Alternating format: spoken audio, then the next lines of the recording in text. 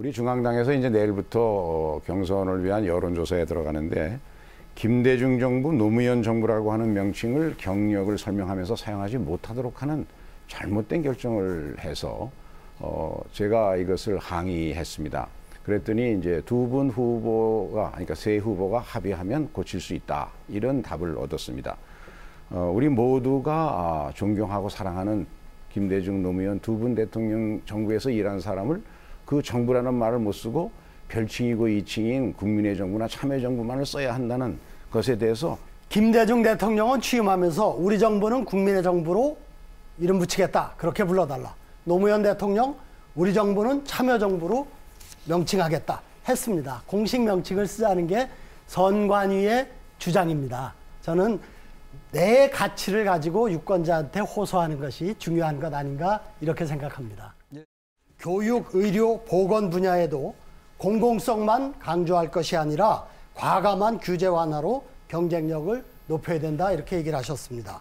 또 작년 말에 경기도 언론인 클럽에 가셔서 경제 활성화의 해답은 규제 완화다, 이렇게 얘기를 했더니 또 뒤이어서 박근혜 대통령도 규제 완화 정책은 돈 한 푼 들지 않는 경기 활성화 대책이다, 이렇게 얘기를 했는데 바로 세월호 참사를 빚은 게 그 낡은 배에 수명을 늦춰준 규제 완화거든요. 이런 점에서 어떻게 다른 건지 설명을 좀 해주시죠. 예, 근본적으로 다르죠. 세월호 참사를 일으켰던 것과 같은 그런 안전과 관련된 좋은 규제, 또 시장의 안정성을 지키는 그런 꼭 필요한 규제는 오히려 좀 더 강화되어야 한다고 생각합니다.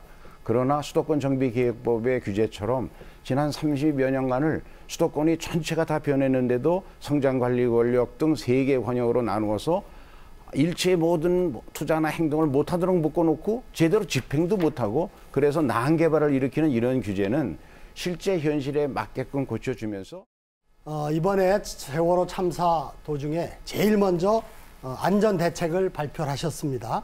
11쪽이나 되는데요. 어디를 뒤져봐도 관료 시스템의 문제에 대한 지적과 대책이 없습니다. 저는 이 문제의 핵심이 바로 부패하고 무책임한 관료 체제라고 생각을 합니다. 모든 언론이 그렇게 지적을 하고 있습니다.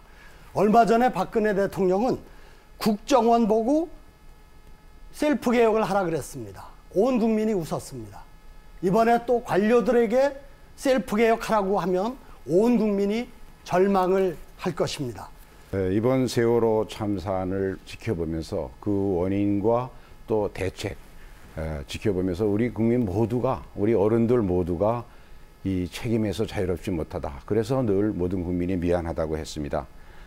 총체적으로 국가의 기본을 바꾸어서 이 안전한 나라를 만들어야 할 책임이 있고, 그 가장 출발은 관료의 소위 관피와 개혁부터 해야 할 것입니다.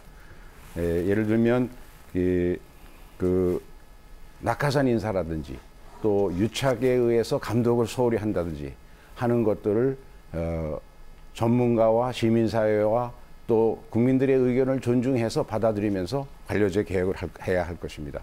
그렇지만은 이 관료제 개혁이 썩은 사과를 도려내야지 음지에서 열심히 일하는 관료 전체를 모독하고 전체의 사기를 꺾는 사과나무를 도려내는 그런 우를 범하지 않다.